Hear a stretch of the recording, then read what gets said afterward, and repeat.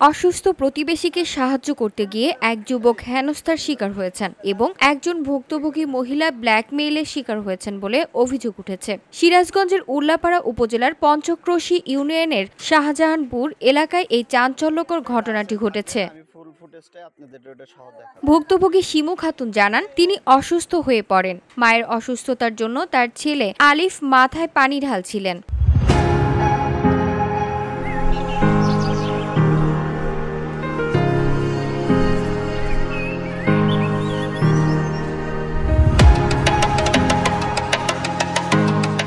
অবস্থার উন্নতি না হয় প্রতিবেশী চাচা মওলানার সহযোগিতা চান। শিমু খাতুন বলেন, আমরা গরিব মানুষ, আমি দোকান চালাই আর আমার স্বামী ঢাকায় গার্মেন্টসের চাকরি করেন। প্রতিবেশী মওলাকে অসুস্থতার কথা জানালে তিনি সহযোগিতার জন্য আমার বাসায় আসেন।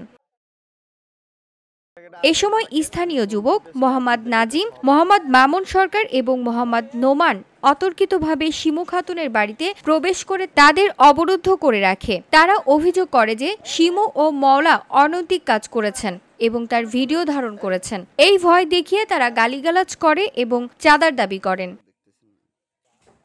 শিমু খাতুনের ছেলে আলিফকে মারধর করে এবং ভীতি সন্ত্রস্ত হয়ে শিমু তার দোকান থেকে 2000 টাকা তাদের দিয়ে দেন। এরপর তারা গোলাম মওলাকে ছেড়ে দিল। ভুক্তভোগীদের বিভিন্নভাবে ভয়ভীতি দেখিয়ে আরও টাকা চাঁদা দাবি করতে থাকেন। ভুক্তভোগী শিমু খাতুন বলেন, আমরা অনৈতিক কাজ করেছি, তার ভিডিও ধারণ করেছে এই বলে আমাকে গালিগালাজ করে এবং চাঁদা দাবি করে। আমরা ভীতু সন্ত্রস্ত হয়ে আমার দোকান থেকে 2000 টাকা তাদেরকে দিয়ে দেই।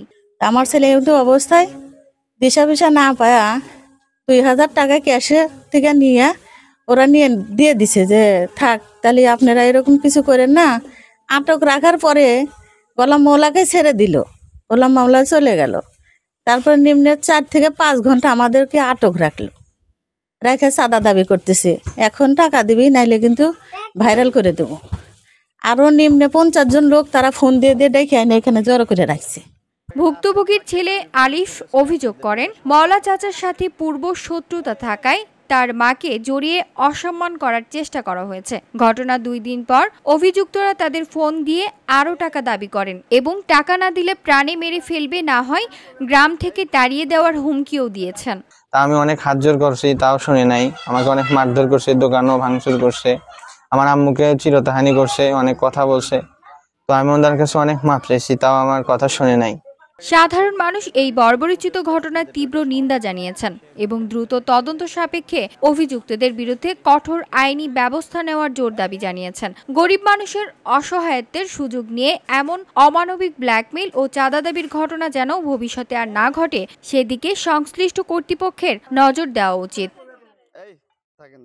VOD Bangla news desk.